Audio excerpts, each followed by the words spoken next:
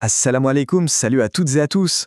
Vous savez, on se demande parfois pourquoi est-ce qu'il y a des règles en islam. C'est une super bonne question, vraiment. Et la réponse, c'est un peu comme découvrir un trésor caché, rempli de sagesse. On y va?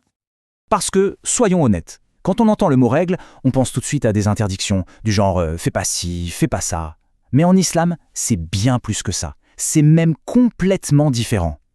Imaginez plutôt une carte au trésor, une carte secrète qui nous guide vers tout ce qui est bon pour nous.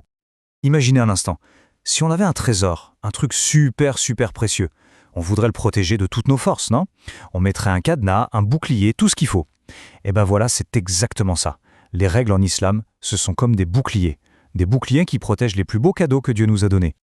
Et vous voyez, ces règles, elles ne sortent pas de nulle part. Non, elles ont un but. En fait, elles servent 5 grands objectifs. On pourrait même dire 5 super missions. Et le but de chacune de ces missions, c'est de nous apporter du bien, de la paix, du bonheur, à nous et au monde entier. Bon, il y a un nom un peu savant pour ça, Maqasid al-Sharia. Oula, ça a l'air compliqué, hein. Mais en fait, pas du tout. Ça veut tout simplement dire les grands objectifs ou les buts profonds des règles de l'islam. C'est comme la clé qui nous permet de comprendre le pourquoi de chaque chose. Et on découvre que ce n'est jamais pour nous compliquer la vie, mais au contraire pour la rendre plus belle. Et d'ailleurs, regardez ce que dit le Coran. Ce verset nous dit que le prophète Mohammed, que la paix et les bénédictions soient sur lui, a été envoyé comme une miséricorde, une rahma pour tout l'univers. Ça veut dire que tout ce qui vient de l'islam, y compris les règles, c'est un cadeau. C'est une preuve de l'immense bonté de Dieu pour nous. Alors, c'est quoi ces fameux trésors que les règles de l'islam protègent? Eh bien, il y en a 5 principaux. D'abord, notre foi. Ensuite, notre vie. Puis, notre esprit, notre intelligence, notre famille aussi. Et enfin, nos biens, c'est-à-dire nos possessions. On va les explorer un par un pour voir comment l'islam met en place des boucliers pour chacun d'entre eux. On commence par le premier ? Allez, c'est parti pour le premier trésor. C'est sans doute le plus précieux de tous, notre foi, c'est-à-dire notre relation, notre connexion toute spéciale avec Dieu. Cette foi, imaginez-la comme une petite lumière chaude qui brille à l'intérieur de nous. C'est elle qui nous guide quand on ne sait pas trop où aller, qui nous donne de la force quand c'est difficile et qui nous apporte la paix. C'est un vrai trésor et c'est pour ça qu'il faut le protéger. Et ce qui est génial pour protéger cette foi, c'est ce que le Coran nous dit ici. Nulle contrainte en religion. C'est super important ça. Ça veut dire que protéger la foi, ce n'est pas du tout obliger quelqu'un à croire. C'est tout l'inverse. C'est faire en sorte que chaque personne soit libre de croire sincèrement, avec son propre cœur, sans que personne ne la force. Ok, après la foi, passons à 2 autres trésors qui nous concernent directement. Il s'agit de notre vie et de notre esprit. La vie, c'est tout simplement le plus beau cadeau que Dieu nous ait fait. En islam, chaque vie humaine, mais vraiment chaque vie, est considérée comme sacrée. Qu'importe la personne, qu'importe son histoire, sa vie a une valeur inestimable. Et pour bien comprendre à quel point c'est important, il y a ce verset incroyable du Coran.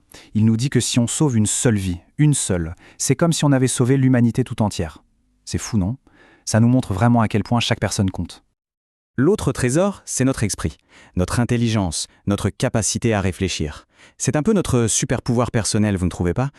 C'est grâce à lui qu'on peut apprendre, comprendre le monde qui nous entoure, et surtout, faire la différence entre le bien et le mal.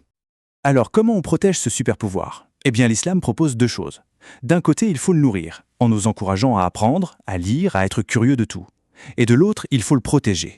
C'est pour ça qu'il interdit tout ce qui pourrait l'abîmer, tout ce qui pourrait nous empêcher de penser clairement.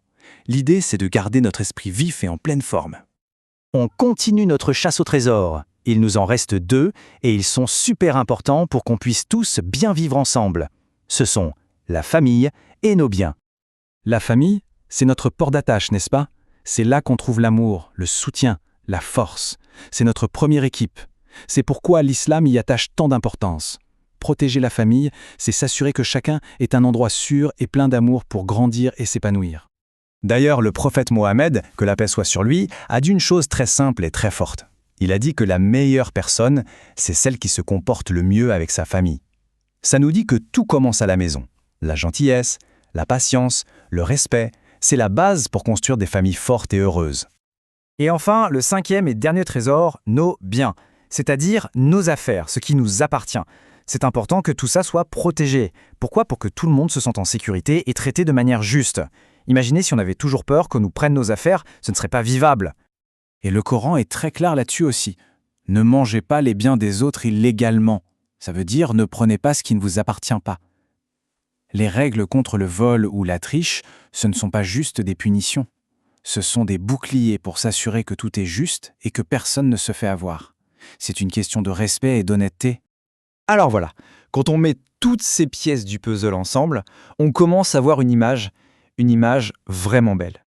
Donc, si on résume ce qu'on a découvert aujourd'hui. Premièrement, les règles en islam ont toujours un but, et c'est un but magnifique. Deuxièmement, ces règles sont comme des boucliers qui protègent nos trésors les plus importants.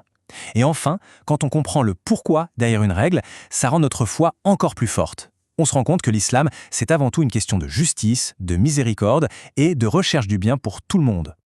Notre petite exploration s'arrête là pour aujourd'hui. Mais elle ouvre une nouvelle question, n'est-ce pas? Une question pour chacun de nous. Comment, dans notre vie de tous les jours, on peut être les gardiens de ces trésors? C'est une belle mission à méditer. Merci beaucoup de votre attention et à très bientôt.